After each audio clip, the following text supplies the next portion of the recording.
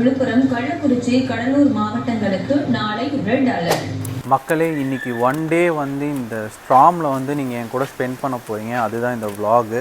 So எங்கள் வீட்டு ஸ்ட்ரீட்ஸ்லலாம் எப்படி இருக்குன்னு ஃபஸ்ட்டு காமிச்சிடுறேன். அதுக்கப்புறமா நெக்ஸ்ட் இன்றைக்கி டே என்ன பண்ணலான்றதை யோசிப்போம்.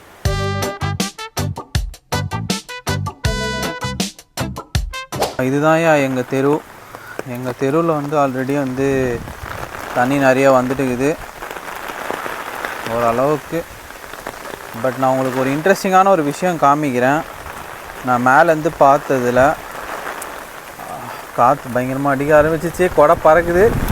ஐயோ, கொடை பிடிச்சின்னு தான் போகிறேன். இங்கே பார்க்கில் பூட்டு போட்டிருக்கு. பட் ஒரு நிமிஷம் இருங்க, ஒரு இன்ட்ரெஸ்டிங்கான ஒரு விஷயம் காமிக்கிறேன். இங்கேருந்து வர தண்ணி எல்லாமே ஆக்சுவலாக வந்து ஃபுல் ஃபோர்ஸில் வந்து இதோ பாருங்கள், பார்க்குள்ளே தான் போகுது. பட் நான் காலையில் ஏஞ்சிக்கும் போது இந்த பார்க்கில் அங்கே ஒரு இடத்துல ஏதோ ஒரு வெடி வெடிச்சுது. காக்கா ஏதோ உக்காந்துச்சு போல். பட் பார்க்கே ஃபுல் க்ளோஸ்டு.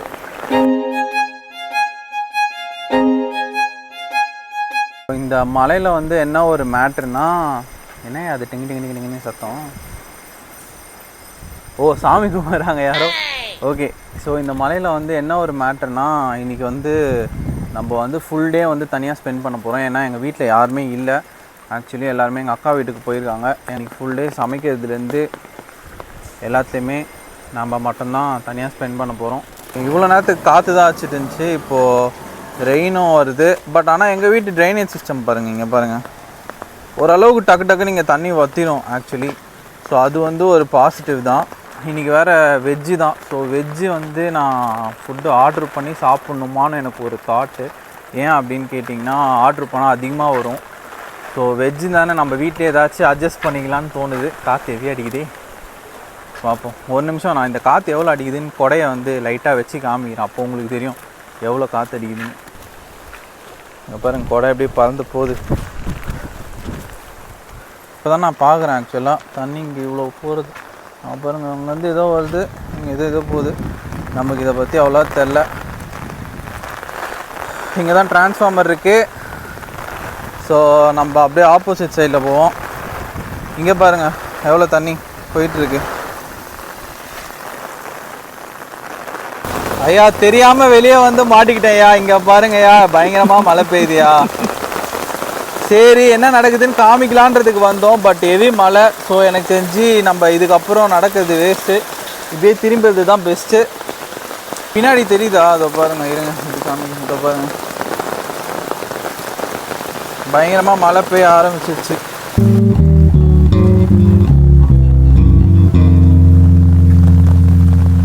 ஸோ மார்னிங் ஏஞ்சி கொஞ்சம் நியூஸ் பார்க்க எனக்கு வந்து டைம் இருந்துச்சு. ஸோ ஓஎம்ஆர் ரோடெலாம் ஃபுல்லாக ஃப்ளட் ஆகிடுச்சின்னாங்க. அது எப்படின்னு தெரில. உங்கள் ஏரியாவில் எப்படி இருக்குது ஃப்ளட்டு? தண்ணி ரொம்பிடுச்சா என்னன்றதை கமெண்ட்ஸில் சொல்லுங்கள். இந்த ஏரியாவை பொறுத்த வரைக்கும் மழை எவ்வளோ பெஞ்சாலும் அந்த அளவுக்கு வந்து ரொம்ப அது தண்ணி. ஸோ அது ஒரு பாசிட்டிவ். அம்பத்தூர் கிட்ட அங்கே பார்த்தீங்களா? ஐயோ, அதுவும் அங்கே பாருங்கள். இந்த மலையிலையும் ஜெப்டோ, ஸ்விக்கி வந்து மக்களுக்கு ரொம்ப ஹெல்ப் பண்ணிகிட்டு இருக்காங்க. ஒரு பெரிய ரெஸ்பெக்ட். ஏன்னா நிறைய வயசானவங்க இருக்காங்க. அவங்களால வந்து ஐயோ கொடாடுதே, அவங்களால வெளியே வந்து வாங்க முடியாது. ஸோ அவங்களுக்கெலாம் டெலிவரி பண்ணுறது பெரிய விஷயம். எனக்கு எப்போவுமே இந்த ஸ்விக்கி, ஜொமேட்டோ மேலே ரொம்ப ரெஸ்பெக்ட் ஜாஸ்தி. காற்று ஹெவியாக அடிக்குது. ஐயோ, என் கொடை பாருங்க, என் கொடை நிலமையை பாருங்கள். இந்த புயலில் நீ ஏன்டா வெளியே வரேன்ற ஒரு கேள்வி உங்களுக்கு இருக்கும். இந்த இடம்லாம் எப்படி இருக்குன்னு காமிக்கணுன்றதுக்காக தான் இங்கே வந்தது. மற்றபடி வேறு எதுவும் இல்லை. இங்கே பாருங்க, இப்படி தான் கொடை போய் நிற்குது இன்றைக்கி டே ஃபுல்லாக. கொடை வஞ்சிச்சு ஆக்சுவலாக. சூப்பர். இது ஆல்ரெடி வஞ்ச கொடை தான் வச்சுக்கோங்க. பட் இருந்தாலும் இதுதான் வந்து அவுட்டர் வியூ நிலமை. எங்கள் தெரு வாசலில் நல்ல மழை. நம்ம வீட்டுக்கு போய்டுவோம். இதுக்கு மேலே இங்கே இருந்தால் டேஞ்சர். ஒரு வழியாக வந்து ஃப்ளாட் உள்ள ரீச் ஆகிட்டோம். பட் இந்த கொடையை மட்டும் காமிக்கிறேன் பாருங்கள். கொடையின் நிலைமை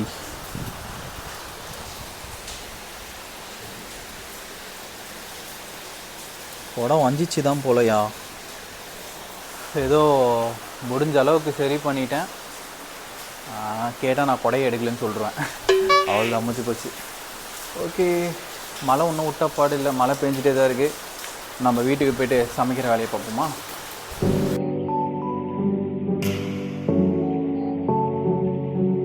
ஆல்ரெடி வந்து நேற்று வச்ச சாம்பார் வந்து ஃப்ரிட்ஜில் இருக்குது. ஸோ அதை எடுத்து சூடு பண்ணிவிட்டு சாப்பாடு வடிச்சு வெறும் உருளைக்கிழங்கு மட்டும் கொஞ்சம் செஞ்சுட்டா இன்னைக்கு லஞ்ச் வந்து முடிச்சுக்கலாம். வெங்காயம் கருவேப்பிலெல்லாம் போட்டு வதக்க ஆரம்பிச்சாச்சு. ஸோ இதில் அப்படியே 1 டீஸ்பூன் இஞ்சி பூண்டு பேஸ்ட்.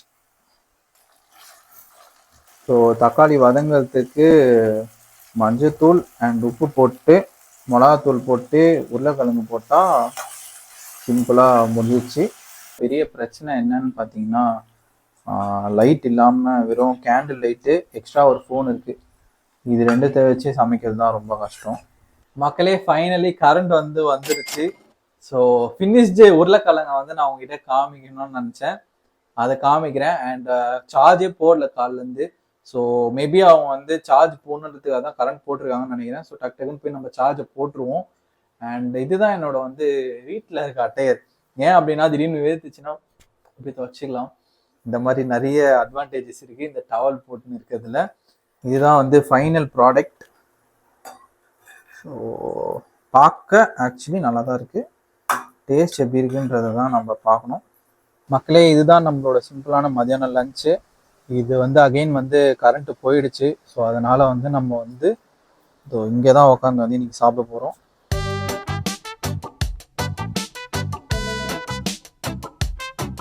இந்த உருளைக்கிழங்கு எப்படி டேஸ்ட் இருக்குன்றதை நான் ட்ரை பண்ணுறேன். வா, சீரியஸாகவே செம்மையாக இருக்கியா. சிம்பிளாக இருந்தாலும் அந்த ஒரு சிக்கன் கிரேவியோட ஃபீலிங் வருது. ஏன்னா நான் கொஞ்சம் சிக்கன் மசாலா போட்டிருந்தேன் இதில். அதனால் மோஸ்ட்லி இந்த மாதிரி பால்கனியில் உட்காந்து சாப்பிட மாட்டேன். பட் உள்ளே ரொம்ப இருட்டாக இருக்குது.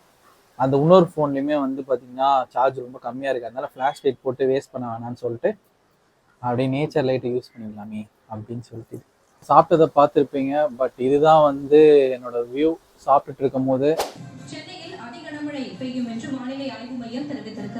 கரண்டாக நான் இப்போ வந்து மிஸ்ட்ன்ற இந்த ஷோ தான் பார்த்துட்டு இருக்கேன். இந்த ஷோ பார்த்து முடிக்கிறதுக்குள்ள ஹோப்ஃபுல்லி சார்ஜ் எல்லாம் ஏறிடும்னு நினைக்கிறேன்.